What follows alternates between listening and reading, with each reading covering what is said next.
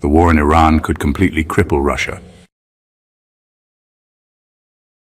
The war in Iran has the potential to totally paralyze Russia. There are a lot of aspects to this conflict that directly threaten Russia's position on the world stage, economically, geopolitically, militarily, and even demographically. On top of that, increased US involvement, with former President Donald Trump basically declaring war on Iran, now puts Russia in a more dangerous spot than ever before. Let's take a closer look at some of the key ways Russia's war machine is about to suffer due to the non-stop bombardment of Iran.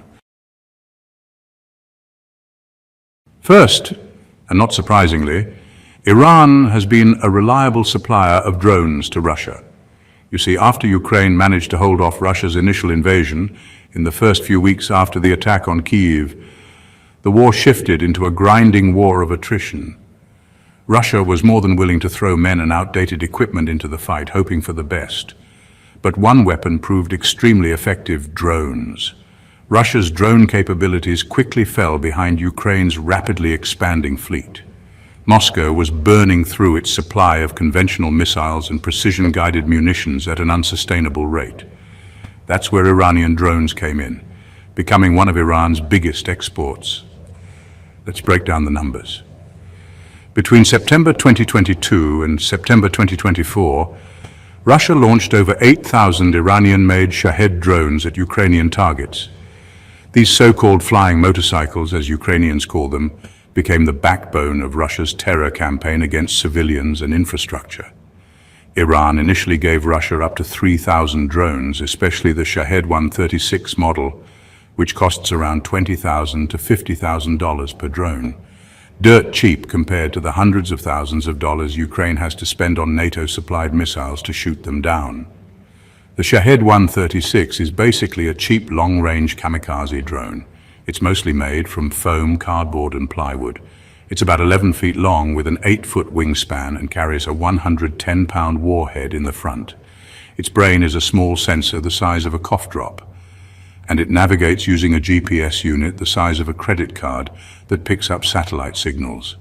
Its tiny 50-horsepower engine gives off a loud buzzing noise, which is why people nicknamed it the flying motorcycle or even a flying lawnmower. But the real genius of the drone isn't in its precision. It's in its strategy. These aren't high-tech weapons. They're cheap, disposable tools meant to overwhelm expensive air defense systems. Every Shahed attack forces Ukraine to fire interceptor missiles that cost 10 to 20 times more than the incoming drone, creating an unsustainable economic imbalance that gradually wears down Ukraine's defenses. Russia quickly realized how valuable drones were and moved to build them at home. In June 2023, they opened a drone factory in Yelabuga, Tatarstan. They rebranded the Shahed 136 as the Geran 2 and started mass-producing them using Iranian tech. With almost 40% of its government spending going into the military-industrial complex, Russia had the cash to scale up. Some reports say it built over 10,000 drones locally by the end of 2024, more than triple what Iran likely exported during the war. But there's a big problem. Russia still relies heavily on Iranian engineers and technicians for critical tasks like navigation systems, warhead assembly, and quality control. Russian attempts to reverse engineer the drones have run into major issues, especially when it comes to sourcing key electronic components like GPS units and flight control software that need constant upgrades. As a result, Russian-made Geran drones have higher failure rates than the Iranian originals. In some recent large-scale attacks, Russia lost up to 82% of its drones and missiles, likely due to poor quality components that made them easy targets for Ukrainian defenses. The Yelabuga factory also has a serious labor shortage. Russia has had to bring in foreign workers and even students to meet production quotas, but they just don't have the expertise the Iranians do. Meanwhile, Ukraine's own long-range drones have become more capable than ever.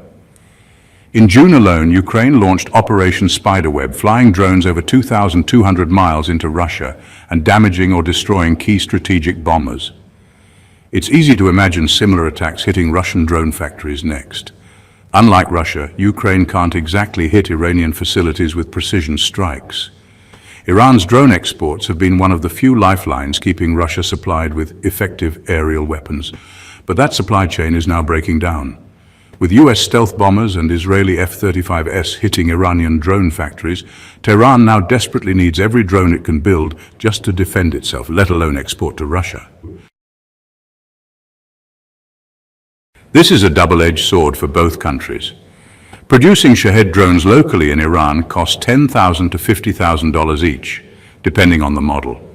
But Iran charged Russia way more, reportedly raking in over $104 million for batches of drones and support systems which massively exceeded production costs.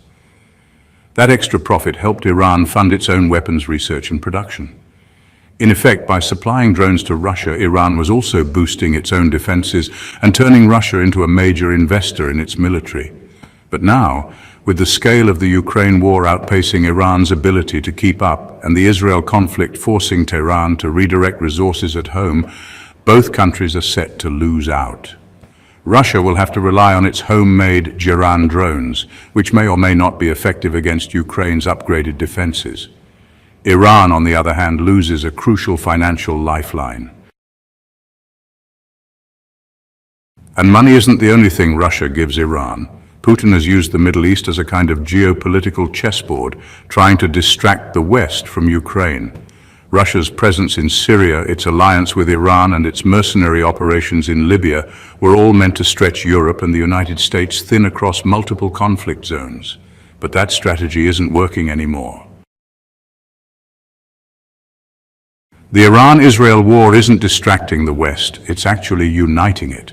When Iran fired hundreds of drones and missiles at Israel in retaliation, Europe didn't see it as just another Middle East flare-up. Instead, they saw the same authoritarian aggression they've been helping Ukraine resist for the past 3 years.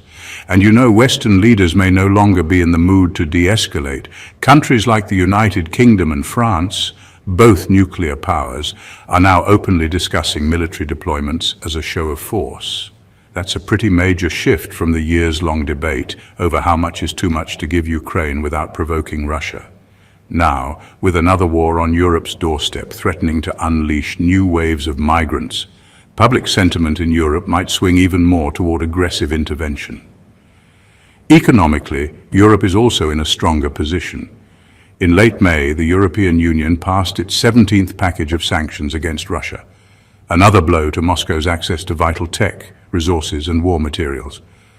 The longer this war drags on, the more confident Europe feels, and the tighter the screws it can turn on Russia's economy. Russia has also used Middle Eastern chaos as a way to overwhelm Europe's humanitarian and economic systems, flooding the continent with migrants and refugees. But with recent political shifts across major European economies, many leaning toward the right, that strategy may be coming to an end. Europe might soon embrace military intervention as the better way to end conflicts quickly, instead of managing endless refugee crises. Just look at Syria. When Assad's regime finally collapsed, it wasn't Europe's refugee policies that brought it down. It was decisive military action supported by internal rebels and massive economic pressure. The BRICS illusion is falling apart, and Russia's paying the price. The BRICS alliance, made up of Brazil, Russia, India, China, South Africa, Egypt, Ethiopia, Indonesia, Iran, and the United Arab Emirates, was originally a Russian-led idea, championed by a former Russian foreign minister. The goal? To push back against United States influence globally, especially in former Soviet states and developing countries. But for Putin, BRICS was never just about economics. It was a tool to rally the non-Western world behind Russian and Chinese interests. That illusion has now been completely shattered by the crisis in Iran. China's response to the Middle East conflict has made something very clear.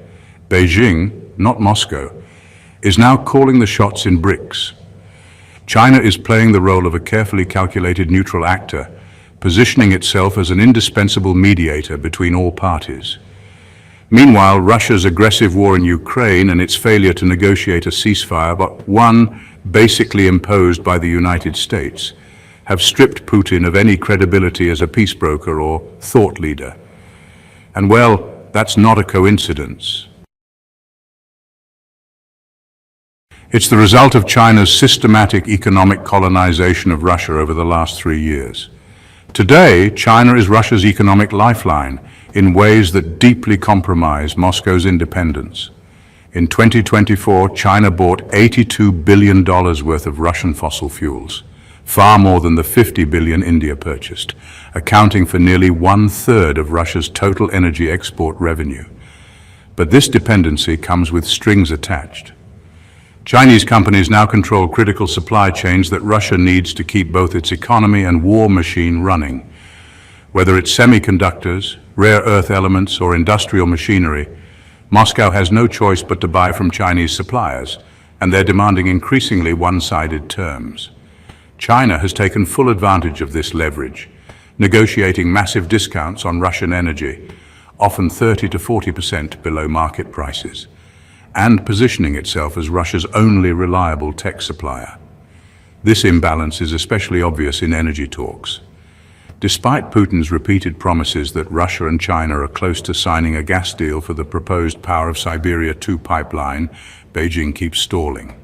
They've demanded domestic Chinese prices for exported gas, 4 times lower than what they're currently paying for existing pipelines.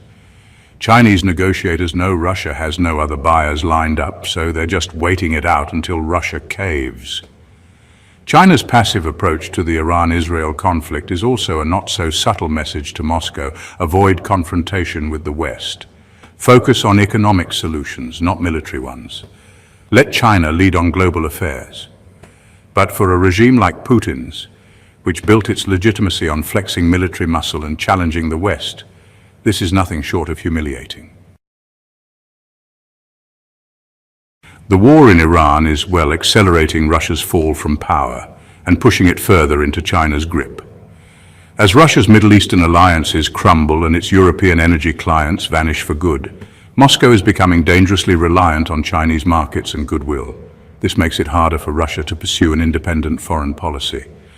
Putin now faces an impossible choice: keep backing Iran and risk angering China, or abandon his key Middle Eastern ally and accept his role as China's junior partner.